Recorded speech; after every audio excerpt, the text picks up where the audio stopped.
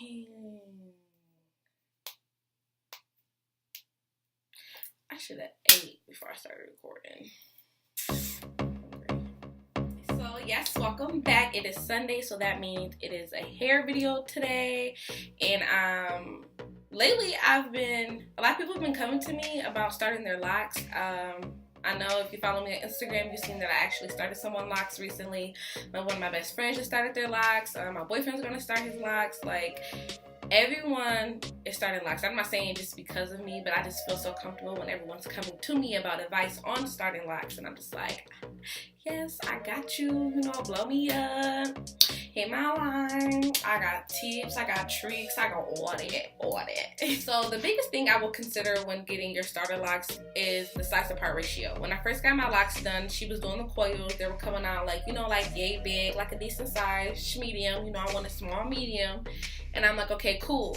And then after I started looking at the parts, I'm like, dang, like, you know, my parts kind of look kind of off. So I did a little research and I found out that your size and your parts, like, you matter, which is the size to part ratio, and that ideally your part will be the size of your dreads. So with that being said, I'm looking at my hair like, you know, no, and that was the reason why, you know, one of the reasons why I started them over.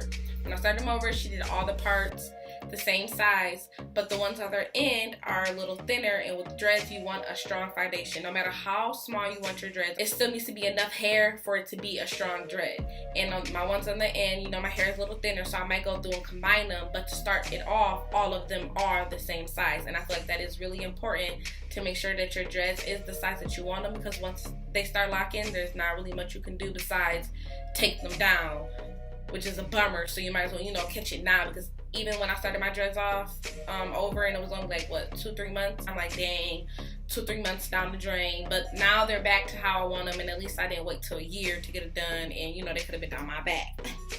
But no, for real, like, just make sure they're the size and the part that you want before you let your hair start locking. And if you're contemplating or you're not really feeling the size of your parts, I would really consider thinking about getting them redone. Or if when you first get them done, let the person do like a row or two and see how it's laying and how, you know, it looks. Because if you don't like it, you should really start it over as soon as possible, because once your hair start locking, you can't rip it apart to split it up because it's too big. That's ripping your hair apart. The question I get asked the most with someone with baby locks is, after they get their hair coiled or 2-strand twist, what do they do now?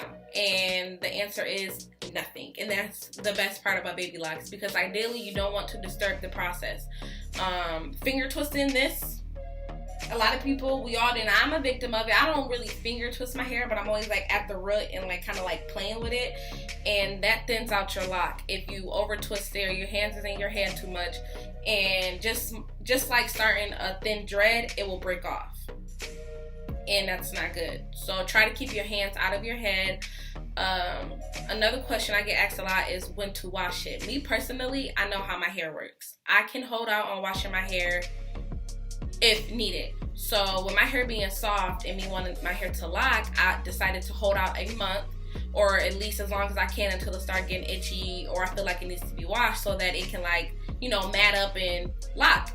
I did research, and you can wash your hair whenever you want to, basically. Don't be holding out and letting your dreads get all funky and all that build up because you want them to lock. I didn't say, you know, I let my hair get all trifling and I just be letting product build up, because I just said I hold out for as long as I can, because I know how my hair works and I can wait that long. Now, if you feel like your hair is too soft but it still needs to be washed, I use a stocking cap. When I did research on baby locks and how to wash your hair, I found the stocking cap method, and that's just like a wig cap, or, you know, a stocking cap, one of these. You put it on your hair and you see that it's thin enough so the shampoo and conditioner does get through and lather up your hair. You wash it and condition it with the cap on, rinse it out, get out, and I just let my hair dry, like air dry. Well, I do take a cotton t-shirt and like dap it a little bit, but I just let my hair hang dry, because when I did research, I found that you can't speed up the process of your dreads drying, or it can create mildew, or your hair can stink, and we don't want that either. I haven't found a locking shampoo. I found that a lot of people make their own, and I feel like later down in my journey, I might end up doing that. In my natural hair journey, I would use this shampoo, you know,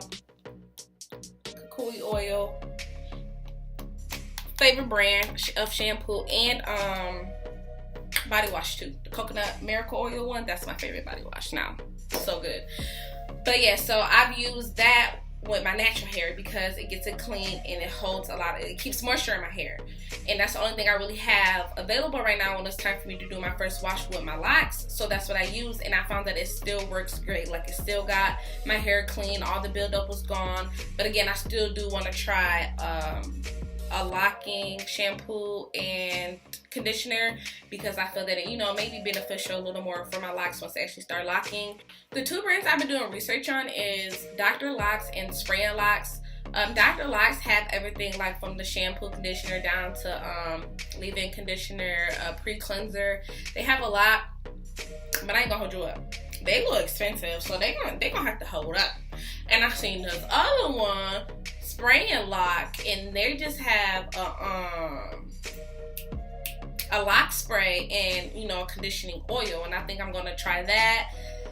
But like I said, that shampoo and conditioner from Dr. Locks gonna have to hold up a bit until your girl, budget that out. Right now it's not in the budget, so we're gonna, do what we do with the cuckoo. Okay. So as far as daily moisture for your hair, I use a spray bottle full of water. This had leave-in conditioner, but I washed it out and I just put a bottle of water in there because the town that I'm currently in, like, the water is really hard and that's not good for my hair. So I just put it in the spray bottle, spray my hair, get it so it can feel moist. Take the jojoba oil, put enough on my fingertips, and just massage it in my scalp. All into my scalp or whatever. I know I said that I don't wash my hair often, but water is still your friend, and it's the main thing that helps moisturize and keep your hair moisturized. The oil just locks it in. So I love the jojoba oil. It was my first time using it when I got my locks or whatever.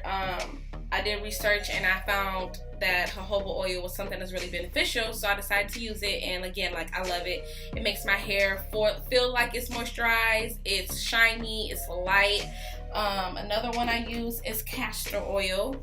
I always use this. My grandma put me hip to the 100% Pure Boy, the one you get from your medicine cabinet that help you go poo when you constipated. And it's the same thing, y'all. It works for your hair, and you see it's gone. It's only a little bit left. It's really thick, so you only take not even a fingertip, a little, tip the bottle over, rub your hands, and just put it on your edge, your edges, and massage it in there. I do it on the back too. Sometimes I take the excess and put it on my scalp, but I never run it through my hair. The jojoba oil either. I never run it through my hair because I don't want too much buildup in my hair. All I need is that water in my scalp to be rejuvenated, moisturized, and conditioned. That pretty much sums up everything. If you have any more questions, please feel free to reach out to me. I'll be glad to answer your questions, whether it's natural or dreads. And shout out to all the people starting their lock journey. I know it's tough.